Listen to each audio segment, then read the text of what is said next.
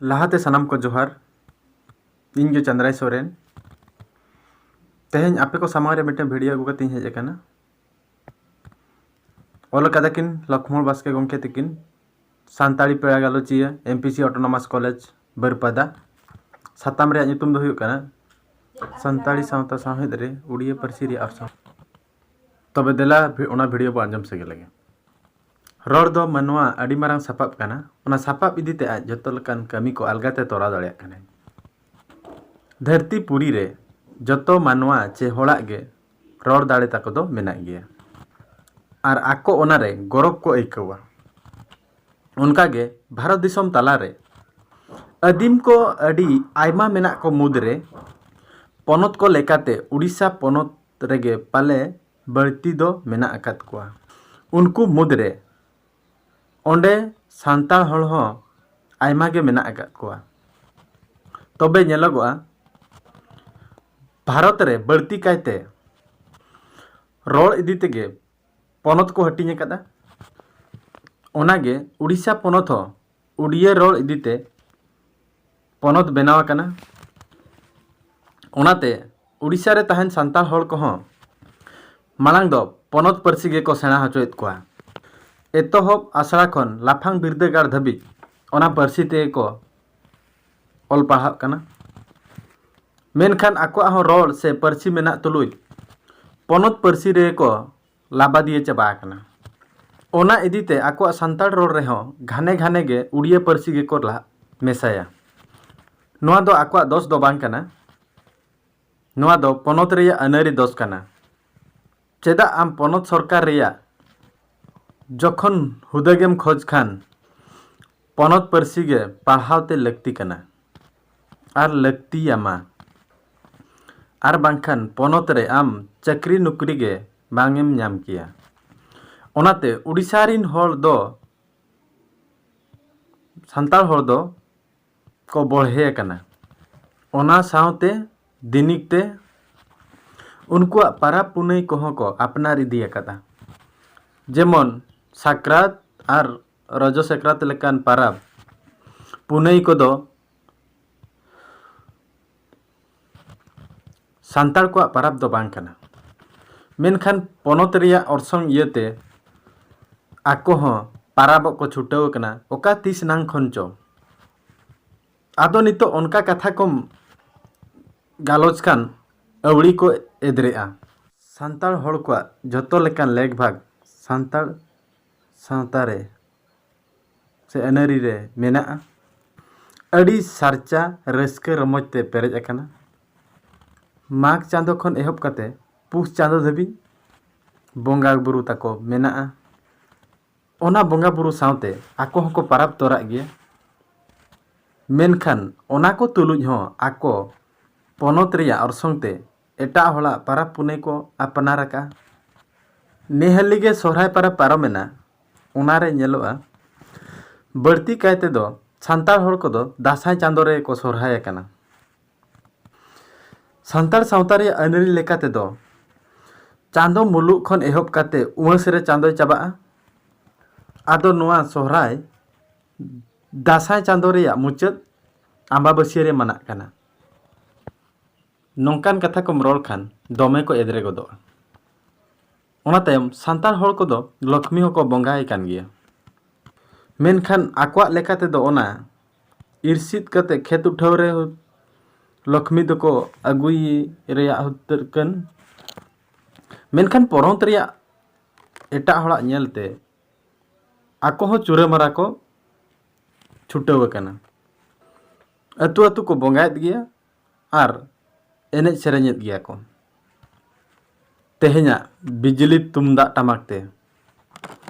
गोमा पाराब हो आकोआ दो कमी मुचाद पाराब काना ओनाते ओना पाराब हिलो हो छुकेर सामदा दुरुब मिद कते को जम मिदा आर रस्के लगित को एनेज सेरेña रिंजे काराम एमान मेनखान ओना जो हो आको दो दिकु कुआ अरसंगते राखी को तोपल काना राखी तोपल लेकान अनारी मा सांताल सावता रे बनुआ मेनखान आको दो कोड़ाम दालाते को मेन जोंग कना आलिया कना सावते को रस्के रमोजेदा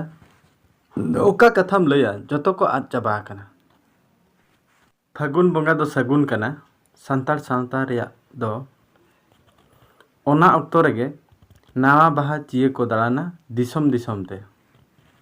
ओना अक्तो रे बाहा पाराब हुयुआ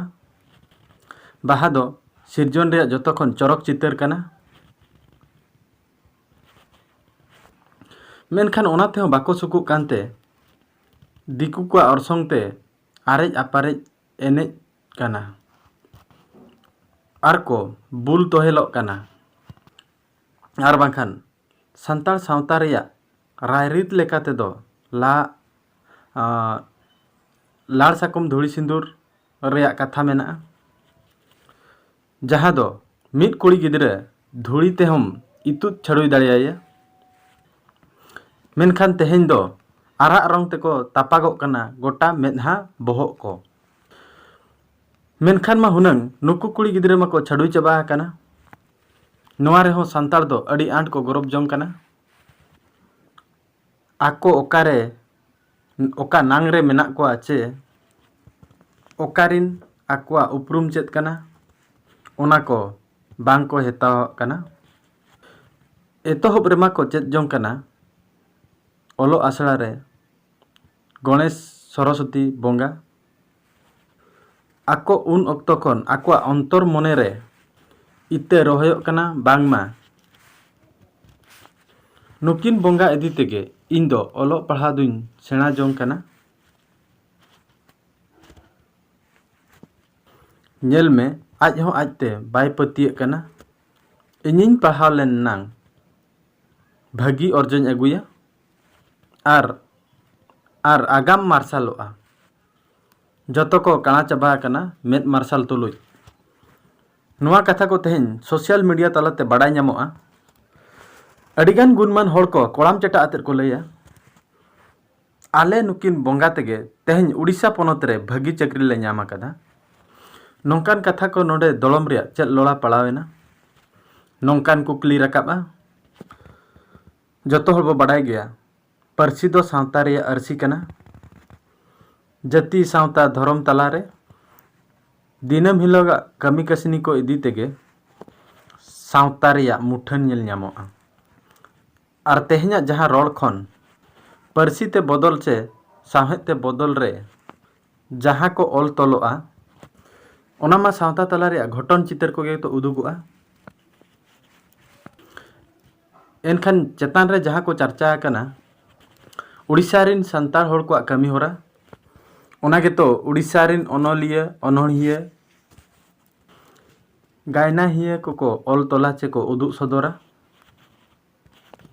कथा आंजम लेना होड़ न्यू बड़ा कते दो हिंदी इंग्लिश को रोड़ा मेनखान नोडे मा नितो बांग न्यू कते गे रोड़ पिछी उड़िया को सारभारेआ तेहें गुरु गंकिया देने मेन चे आसेका कमी मेन चे भारत जाकात ओनोलिया गांवता कथा मेन आर बांखान जतो भारत जाकात संताली सावतारिन होड़ को कुरुमुटुते संताड़ी रोड से पारसी दो भारत सरकारे हताव केदा नितो दो नोआ संताड़ रोड दो संताड़ दो बांग कना भारत सरकार कना एनहो उड़ीसा रिन आयमा संताड़ होड़ को दो नोआ कथा रे हें सिकर बनु कुआ ओना दो नोआ ते बाडायो कना जुदी को हें सिकर किया एन आको आको तला रे बांग दिकु तला रे आको आड़ांग को सदरा गौरव सतला इखन उनका दो बांग ñeloग कना नोआ को दो जतो पोनोत रेया जतो लेकना अरसोंग कना ओक्तो ताहे कना आमा दिनम रेया कमी होरा एटा होड़ा रोड ते चला रेया मेनखान तेहें आमा रोड ते आमेम चलाव दाड़िया एनहो नुकु सांताड़ दो ओना मांग परकव गे बाको भिड़कव दाड़िया हाकादा